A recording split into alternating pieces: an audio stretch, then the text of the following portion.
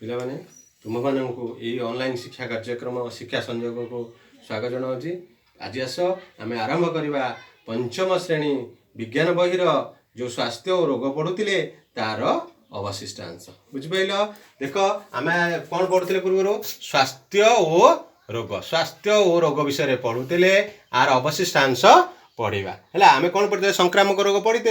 संक्रामक रोग क्या कहती संक्रामक रोग व्यापे किपरि है प्रत्येक संस्पर्श वायुमाध्यम खाद्य माध्यम जल माध्यम ये जगह पढ़ी है। आम आज पढ़ा कीटपतंग माध्यम शरीर में होता कटा दाग और क्षत माध्यम संपूर्ण विशोधित हो न छुंची एवं संक्रमित सिरिंज माध्यम यही तीन टा पढ़ा। ये जो चार्टा पढ़ले प्रत्येक संस्पर्श वायु माध्यम खाद्य माध्यम जल माध्यम तार उपरे गोटे कार्यपद पिला माने कर तापर आम पढ़ा कीटपतंग माध्यम है। पिला माने आस आज गोटे कार्यपद करवा। देख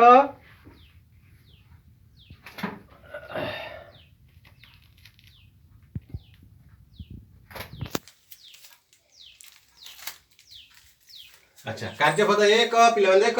संक्रामक रोग क्या कहुए देख संक्रामक रोग क्या कहुए। दुई रे दूषित जल क्या कहुए दूषित जल क्या कहुए है। क्यों क्यों रोग दूषित खाद्य माध्यम व्यापी थाए क्यों क्यों रोग दूषित खाद्य माध्यम व्यापी थाए। प्रत्येक संस्पर्श व्यापुथिबा दुईटी रोगर नाम लेख प्रत्यक्ष संस्पर्श व्यापुथिबा दुईटी रोगर नाम लेख। 5 नंबर वायु माध्यम व्यापुथिबा रोग गुड़िकर नाम लेख वायु माध्यम व्यापुथिबा रोग गुड़िकर नाम लेख है। पिला माने ये कार्यपद तुमको देली तुमे घरे करिवो है। आज आस पढ़ा कीट पतंग माध्यम है। कीट पतंग कौन आम जानले मशा माछी ये सब मान द्वारा विभिन्न जीवाणु मान द्वारा आमको कौन रोग व्यापी थाए। चल कीट पतंग माध्यम मन कर मशा पिला माने मशा तो देखिच मशा रोग आम कौन हुए माने मलेरिया रोग हुए डेंगू हुए बात ज्वर हुए से मशा द्वारा बुझिपाल। ताले आस मशा रोगी देहरु कौन मशा कौन करे रोगी देहरु रक्त शोषी सुस्थ लोक को कामुड़िले सुस्थ व्यक्ति को कौन से असुस्थ कर दिए अर्थात रोग सृष्टि करे है। शरीर को जो रोग जीवाणु छाड़ी दी थाए किए मशा मशा कौन कर जी असुस्थ थी तादर मशार रक्त शोषिब रक्त शोषिकी आणिकी सुस्थ व्यक्ति देहरे कामुड़िले ता देहरे रक्तटा जीवाणुटा छाड़ी दी थाए जहाँफल कि सुस्थ लोक रोगर शिकार होता है। ताहले पिला माने देख मशा द्वारा कौन कौन सब रोग होता है। माई एनोफिलिस मशा कामुड़िले मलेरिया रोग होता है। माई एनोफिलिस मशा कामुड़िले मलेरिया रोग होता है। आउ क्यूलेक्स मशा कामुड़िले बुझेला बात ज्वर होता है। आउ एडिस मशा कामुड़िले डेंगू ज्वर होता है। पिला माने तमे तो विभिन्न मशा विषय पढ़िल एबे मशा द्वारा आउ कौन कौन को रोग व्यापी थाए ना झाड़ा बांती हईजा ये सब द्वारा माछी द्वारा व्यापी थाए बुझिपाल। क्या द्वारा व्यापी थाए झाड़ा बांती हईजा माछी द्वारा व्यापी थाए। माछी कौन करे पिला माने झाड़ार कौन झाड़ा बांती रे बसी खाद्य रे आसी बसिले गोड़ रे बा तार जो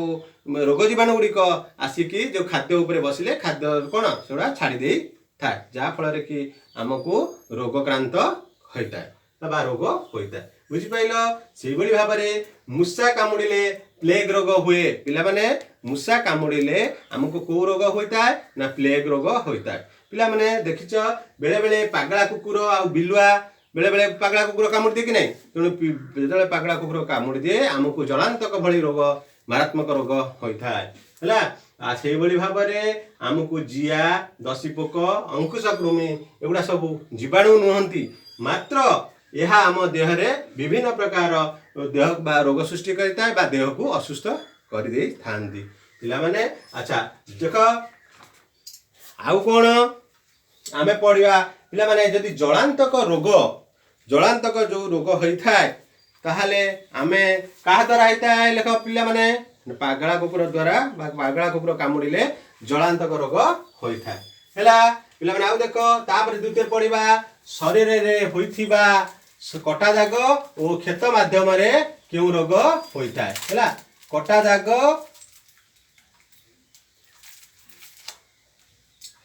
शरीर रे होइतिबा कटा दाग बा क्षत माध्यम की रोग होता है मनकर आम शरीर रे कोडी चमरे घा हेगा बा खंडिया हेगला बा क्षत होइगला सेठी कोन हबो ना खूब शीघ्र से जीवाणु गुड़िक से खंडिया देकी बा क्षत मध्य देकी प्रवेश करि थाए प्रवेश कले आम कोन करे सुस्थ लोक को असुस्थ करि थाए बा रोग सृष्टि करि थाए बुझि पाइलो जदि सेही जो को रोग सृष्टि हुए ना धनुष्टंकार भली रोग कौन ये क्षत माध्यम धनुष्टंकार रोगर जीवाणु गुड़िक ये क्षत माध्यम शीघ्र प्रवेश करि तेणु आमको धनुष्टंकार रोग होता है धनुष्टंकार रोगर जीवाणु सुस्थ लोकर शरीर को प्रवेश करि थाए यही क्षत माध्यम जदि कौन शरीर में खंडिया होगला कि क्षत सृष्टि है द्वारा ता मध्य देई आमे कौन करे शरीर भितर को से धनुष्टंकार बा जीवाणु प्रवेश करि थाए जहाँ को आमे धनुष्टंकार रोग होता है तेणु यही रोगर प्रतिरोध पाई जदि आमे कोड पड़ीगले क्षत सृष्टि है बा खंडिया होगला बा कोड कटिगला कि जेकोसी जगह आम शरीर क्षत सृष्टि है आम 24 घंटा भितर गोटे रोग बा धनुष्टंकार निरोधक इंजेक्शन बा एटीएस एंटी टिटानस सीरम नेवा आवश्यक बुझिपाइल तेणु यदि रोग प्रति धनुष्टंकार निरोधक इंजेक्शन नबा ताहले आमको धनुष्टंकार रोग हबार संभावना न थाए बुझिपाइल पिला माने तापर आस यही धनुष्टंकार रोगर जीवाणु कोउठ कोउठ थाए प्राय धनुष्टंकार रोगर जीवाणु गुड़िक माटी आ गोबर रे थाए से जदि आमर गोड़े कि कौन जगह खंडिया है सीटी माटी आउ माटी लगेगा ना बा गोबर लगा ना जदि से गुड़ा लगे ताधे जो धनुष्ट रोगर जीवाणु जीव आसी शरीर मध्य को प्रवेश करें पे आस आउ कौन 7 रे पढ़ा संपूर्ण विशोधित हो न सूची और संक्रमित सीरीज मध्यम संपूर्ण विशोधित हो न सूची आउ कौन संक्रमित सीरीज मध्यम पिला माने देख आमे माने जाऊे डाक्तरखाना जाऊे विभिन्न सूची आमर मनकर देह खराब हेले इंजेक्शन दिया होची तेणु से इंजेक्शन गुड़िक जदि से जो छुंची गुड़िक जदि भल भाव अर्थात विशोधित हो न थाए बुझेगा बा भल भाव कौन ताकू संपूर्ण माने विशोधित करा जाई न थाए एवं से सिरिंज गुड़िक जदि विशोधित करा न जाई थाए ताले जदि सेही सिरिंज बा छुंची माध्यम गोटे अन्य लोक दिया रोग आक्रांत लोक दिया जदि से रोग से सिरिंज बा से आमर कौन छुंची व्यवहार करागला जदि आम सुस्थ लोक देह ताहले से रोग आम देह को प्रवेश करि थाए बुझिपाइल से गोटे मारात्मक रोग होची जे कि एड्स तेणु एड्स रोग से सिरिंज माध्यम अर्थात जो सिरिंज माध्यम गोटे छुआ गोटे असुस्थ लोक एड्स रोगी को दि जाए जदि से सिरिंज आनिकी गोटे सुस्थ लोक को दि जाए ताहले कौन हुए एड्स रोग होता है तेणु से सिरिंज बा व्यवहार करने पूर्व छुंची व्यवहार करने पूर्व परिष्कार भाव में विशोधित करा जाता है नचे फोपाड़ी दि जाता है एवं नुआ सिरिंज बा छुंची व्यवहार करा जाता है बुझिपाइल पिला माने यही आम 7टा तो विषय पढ़िले बुझिपाइल तेणु वायु माध्यम कौन की रोग व्यापी थाए कीट माध्यम को रोग व्यापी थाए आउ जल माध्यम की रोग व्यापी थाए खाद्य माध्यम की रोग व्यापी थाए तापर आम पढ़िले चर्म बा कटा दाग क्षत माध्यम की रोग होता है आउ पढ़ले संपूर्ण विशुद्ध हो न छुंची माध्यम पढ़िले तापर ये विषय समस्त विषय आस आउ गोटे कार्यपद नवा कार्यपद 2 शून्यस्थान पूरण कर शून्यस्थान पूरण कर डैश मशा कामुड़िले बात ज्वर होता है लेख पिला माने डैश मशा कामुड़िले बात ज्वर होता है ख डैश द्वारा प्लेग रोग व्यापी थाए ग जिया दशीपोक ओ अंकुश कृमि गोटे गोटे डैश घ पागला कुकुर कामुड़िले डैश रोग हुए वहाँ धनुष्टंकार रोगर जीवाणु डैश ओ डैश रे रही थाए एडिस मशा द्वारा डैश रोग व्यापी थाए छ पिला माने एडिस मशा द्वारा डैश रोग व्यापी थाए पिला माने आज तो ये कार्यपद 2 हो गला ताले आमर 5म श्रेणी विज्ञान बहिर स्वास्थ्य और रोग विषय आम सेकेंड सेशन सारी देले नेक्स्ट को आम अलग सेशन को जीवा है।